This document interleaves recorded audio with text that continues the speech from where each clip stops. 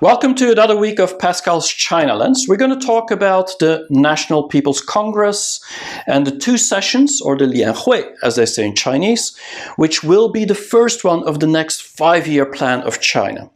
Now, last week I waited for this to end, which ended on March 11th, so we didn't have a video last week, but to make up for it, I made a video which is twice as long, which I hope you will like twice as much as well.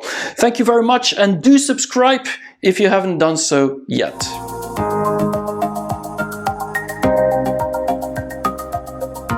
So the two sessions every year in Beijing around March just ended this week. And it ended on the 11th of March. And this is extremely interesting for anyone who's watching China. For everybody else, it's kind of boring because you feel nothing's really happening. They're just all voting to agree on laws, and that's kind of what it is. But behind the scenes is actually a lot of things happening. And the NPC, which is the National People's Congress, is actually creating these laws and voting these laws. But when you look at the CPPCC, that is a consultative party that is not just politicians, it's movie stars, it's people from minorities, it's a lot of people from everywhere, even entrepreneurs like Pony Ma from Tencent. They're all giving their ideas and suggestions, and this will get created in the next two sessions the year after as a law. Now this year it's extremely interesting because it's the beginning of the 5-year plan. And this all started in 1949, long time ago, with Mao Zedong, the Lianhui, like they say in Chinese, and then they did this almost every year. The first 5 years it only happened once, but afterwards it was every year. And the whole idea is to create in those two sessions during about 10 days, but this time it was 7 days, because of the COVID-19 crisis, of course. They want to create these laws and create these goals and intentions for China for the next years to come. As you can see from this picture, lots of pollution.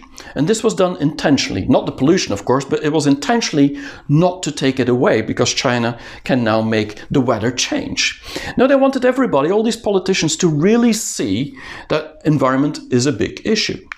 Now, if you look at the last 5 years, it's good to look back, and how they've achieved their goals has really been impressive.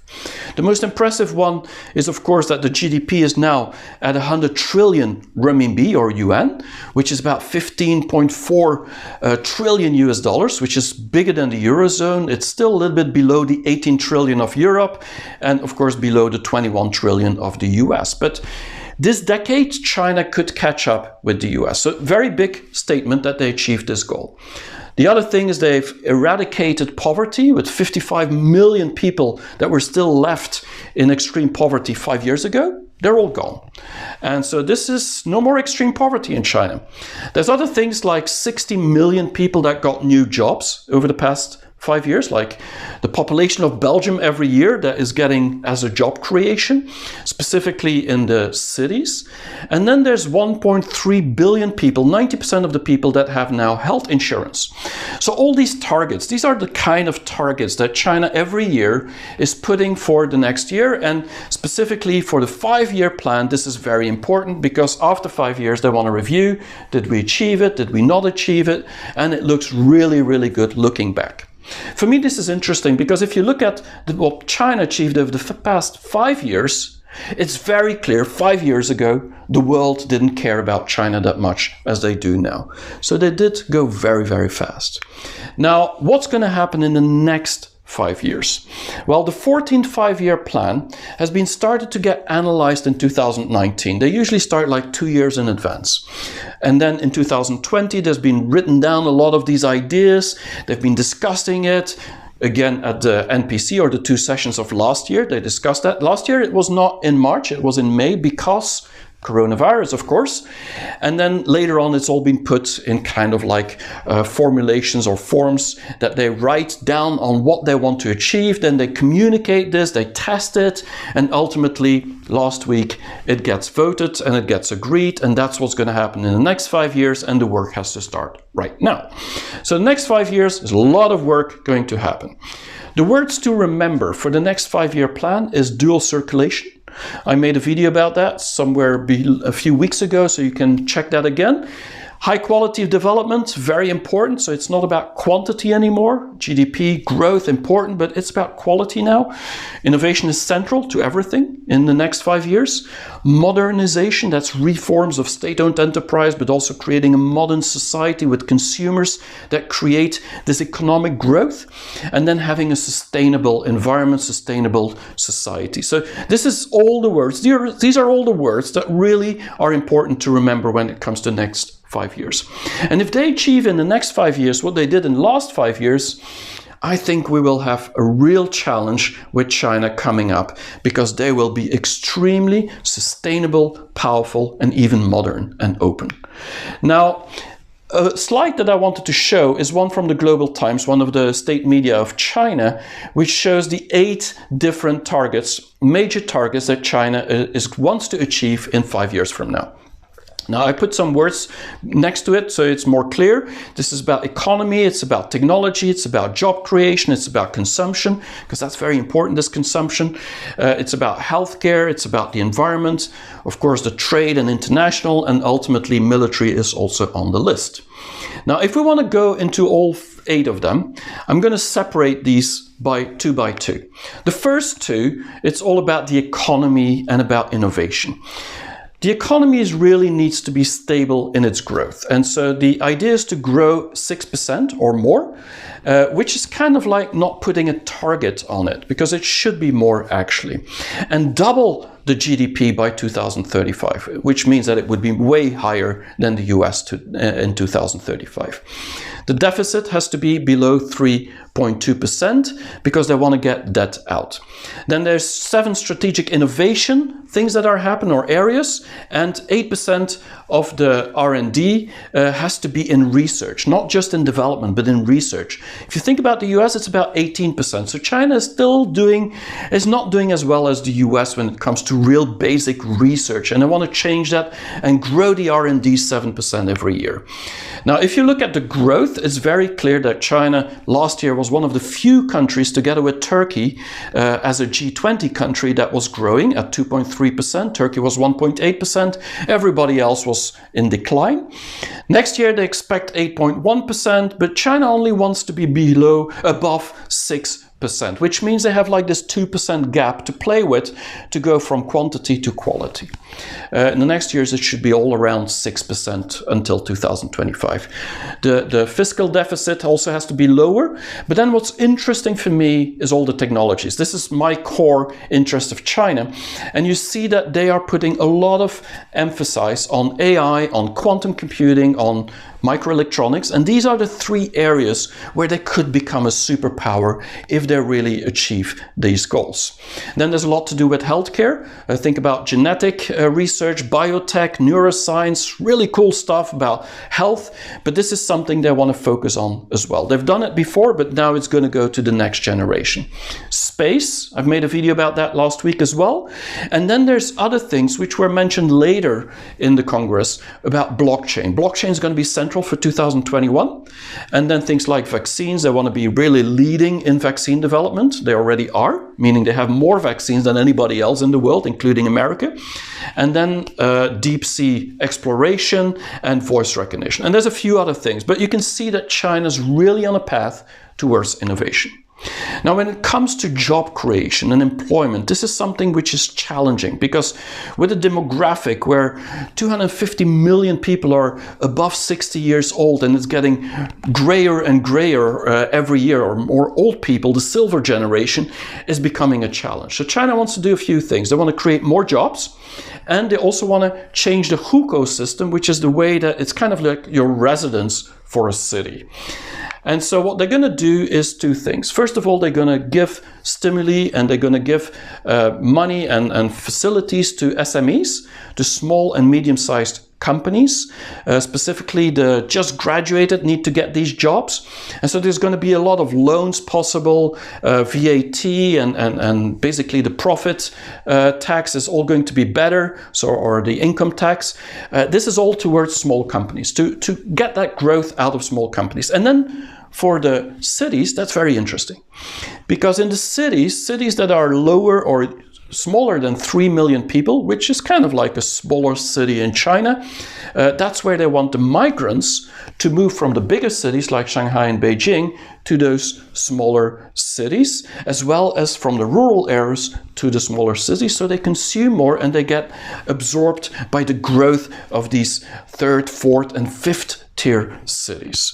And so this is a change that is going to happen very quickly, and I think the big market in China for the years to come is definitely going to be in the fourth and the fifth tier cities, fueled by this migration. The hukou system will allow them to get their children to go to school and do a lot of other things like get healthcare and so on in these cities, which they don't get, these migrants, if they live in Shanghai or Beijing. Now, the third thing is really about healthcare and the environment. And with 90% of the people already having health insurance, they want to get that to 100% and make it universal. But also, when it comes to environment, it's very important that the reduction of CO2 goes quickly. 3% next year, or this year, 2021, we want to get to 18% less by 2025. I mean, the whole idea is by 2060 to be carbon neutral. So this is all about a plan they want to execute, but they won't be able to do that by just adding renewable energy or renewable resources. They also need nuclear power. And a lot of countries are saying this is not the right way to go about it. This is a lot of waste that is happening. But Bill Gates also said this is the only way to reach our goals. And China is actually doing that as one of the first countries on a big scale.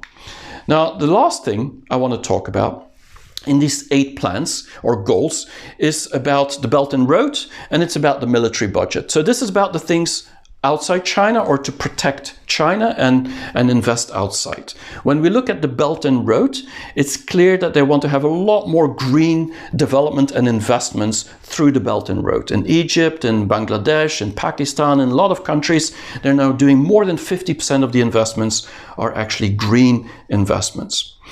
Now, there's a lot of questions about this Belt and Road. I personally believe there's not going to be too much attention on it in the next 5 years, because China has other problems to tackle right now. When it comes to the military, that's quite interesting, because they increased the budget of military with 5.4%. Now, China's budgets, compared to the US, is still only 1/3 of the budget of military of the US.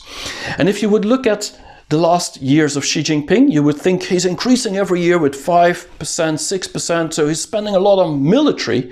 But compared to 15 years ago, this is actually a lot less compared to the GDP growth. So what that means is that actually Xi Jinping, although he looks like being very military oriented, he's actually spending less than Hu Jintao, his predecessor. Percentage of GDP. So I think they're still being very cautious, but it's all going to be about the Navy these days. Now, talking about national security, one of the things that was really discussed at the NPC, or the 2 sessions, was of course Hong Kong. And this has been a very big challenge for the world and for everyone to accept that China is creating this new electoral system in Hong Kong, because many call this the end of democracy in Hong Kong. Now, when you look at what China wants to do, is they've been really challenged in their way to actually be able to keep the stability and the prosperity of this country. And so words to remember there is that now the people that will be elected will be patriots. What that means is that there's no more radicals, there's no more people that want to turn over the country or get Hong Kong separated from the mainland, because ultimately it's one country, 2 systems. So China sees this as one country. It's a lot of autonomy still according to the Chinese, but it's still one country. And the democracy there is, of course, at stake. But in Chinese view, it's not because you are pro-establishment that you're not democratic. And so this is kind of like a gray zone, but this is not going to change much in the future. And I think that people who believe that Hong Kong could still become separated from the mainland, I think that's not going to happen anymore. This is the last straw for China, or the last mile they went, and I think it's never going to go back. Is this bad or good for Hong Kong? Depends who you ask. But from a Chinese perspective, they believe that this is the only way to keep the prosperity and the stability of the country. Now, the last thing I want to talk about in this two sessions is that it's not just about all these crazy goals. There's also a lot of smaller things that are happening and decided that are really cool and really show how China is changing. One is about women's rights. And I believe that there's been a lot done also because last week was March 8th, Women's Day. And so it's always during that week. And so that means that women are considered as being a top priority on one of the topics to see how we can improve equality between men and women in China. So they did a lot of things, new laws and ideas about avoiding domestic violence or do something against it, parental leave, so that the woman can actually keep working and doesn't have to stay at home. There's prenatal care that or checks that they can do now, which will be free. So there's a lot of things that China is doing on a micro scale, but that can have a huge impact. Now, another thing that I think we should look at is this court system, because we're always saying China, there's no rule of law, but it's really cool to see how China's implementing AI, is using AI to actually make the court the first AI integrated law system in the world. And so AI is being used to compare different cases, to make decisions, to do all the procedures, to do a lot of things that we wouldn't be considering as being open and transparent as we think about China. There's already been millions of court cases being broadcasted today, and now AI is going to make that more fair in a certain way.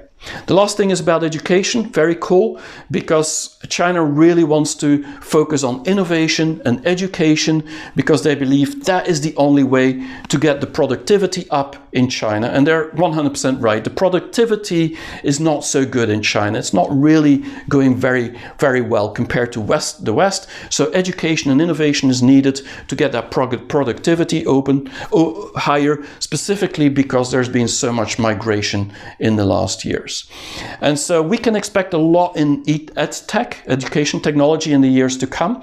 A reform of state-owned enterprise, a reform of schools, a reform of the law, a reform of civil rights, lots of things that aren't words that we typically think when we think about China.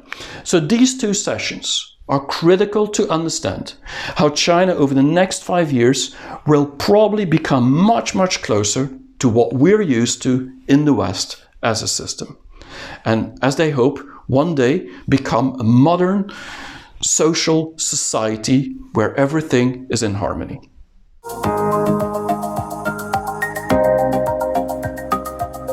Thanks for listening for 17 minutes about the two sessions, the Lianhui. I hope this gave you some insight on what China is planning in the next 5 years. Now, the people at the session, they had to wait for 7 days and listen to these legislators for 7 days. So I think in 17 minutes, I hope I've given you some idea of what the key messages are and the goals and targets. Now, if you want to read up more about it, my suggestion would be to look on the South China Morning Post, the SCMP, which is really giving you both a Western and Chinese view on every decision that has been taken over the time of that week. Hope to see you next week for another episode on Pascal's China Lens.